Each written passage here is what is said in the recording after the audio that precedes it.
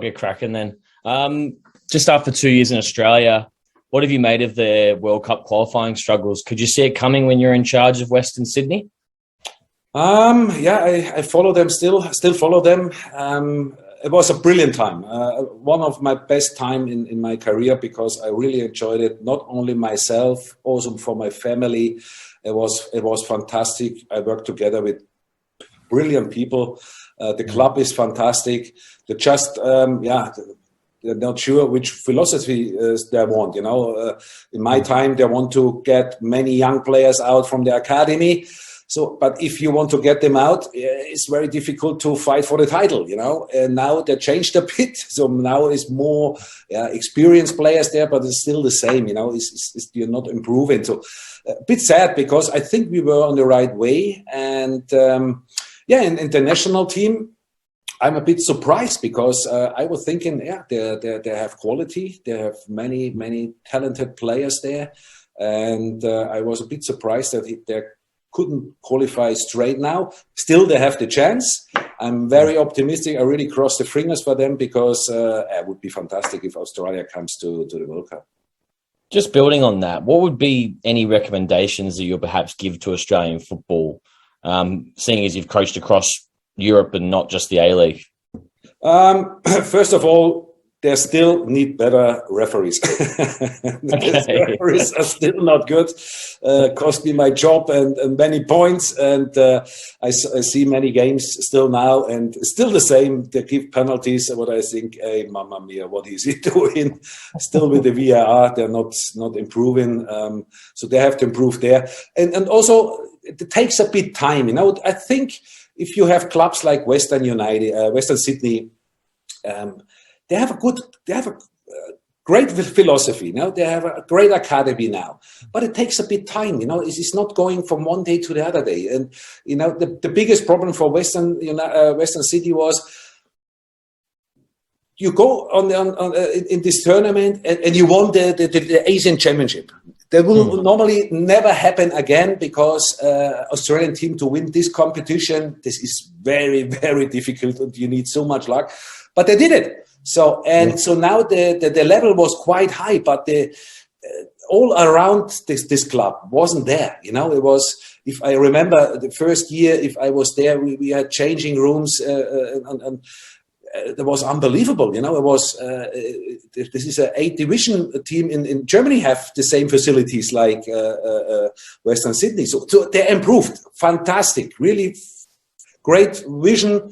They did it. So, but it takes time. This is not going from one day to the other day. And they have now a beautiful stadium as well. And all the things that are coming. But the people are, hey, but 4 years ago we won the Asian Championship. Well, why is the team now not good enough anymore? But it takes time. You need a vision, and you follow this vision.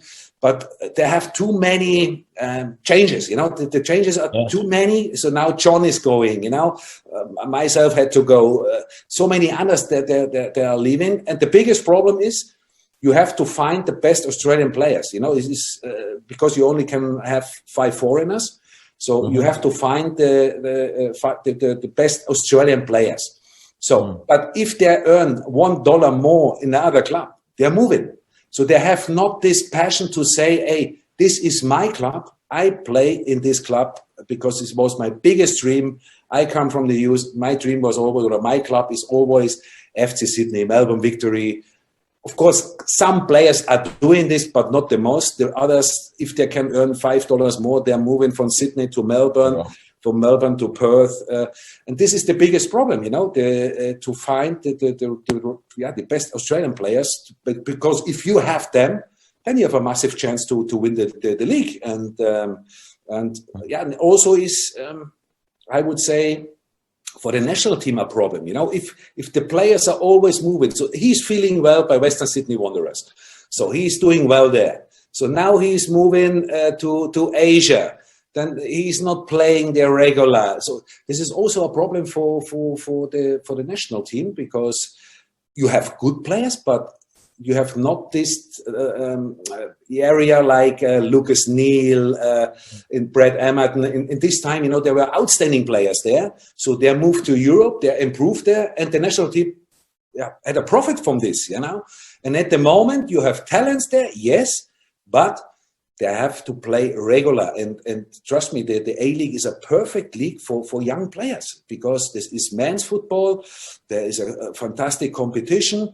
So, and they're always, the biggest dream is to come to Europe. Yeah? So quick as possible, go to Europe. And yeah, I understand this dream, but you have to understand, in this age, you have to play. This is the most important thing. Forget the money. Because first you have to play, and if you play regular, if you're strong enough, then you can move to Europe. And this is also then a problem for the national team.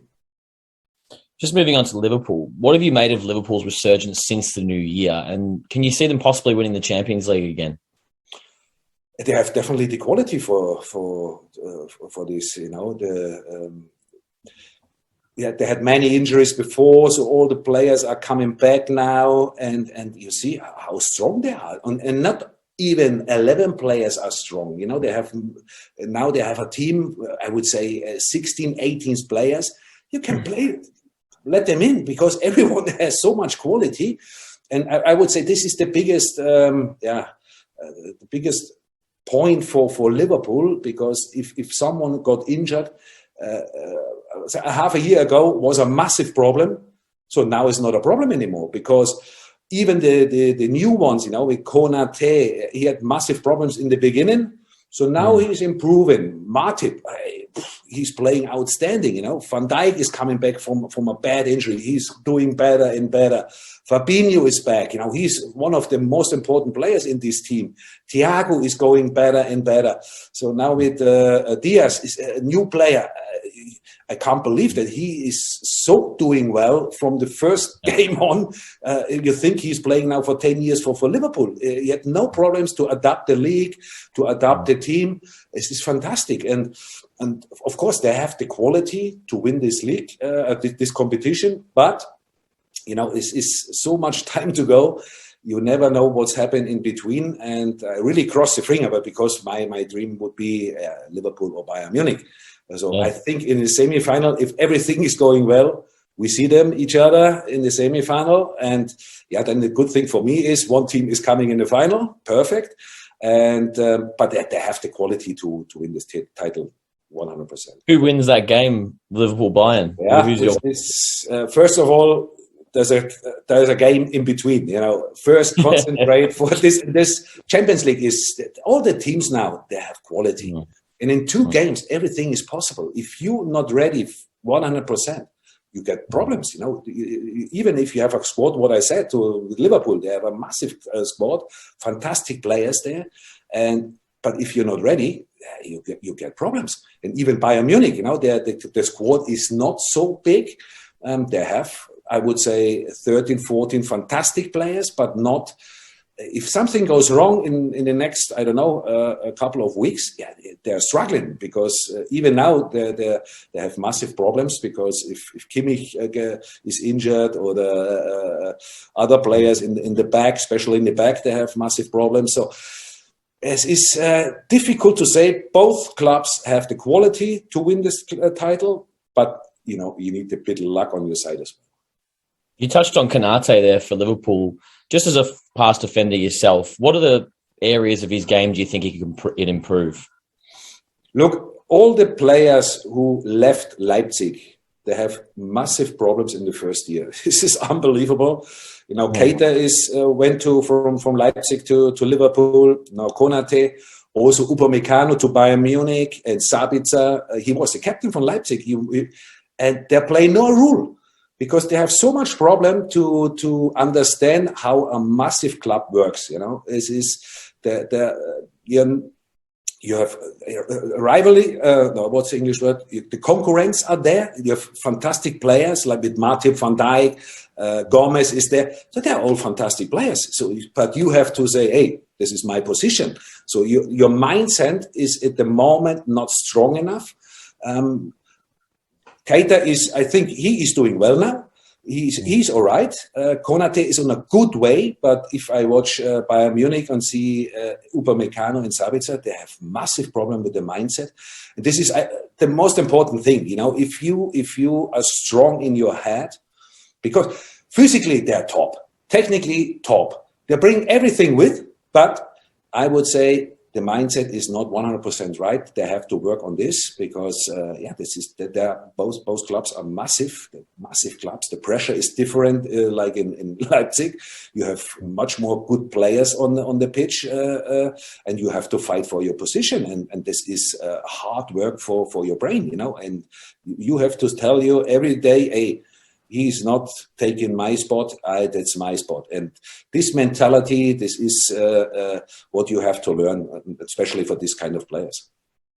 Now, you worked with Roberto Firmino at Hoffenheim for a short while there. Can you understand the success that he's had at Liverpool since then?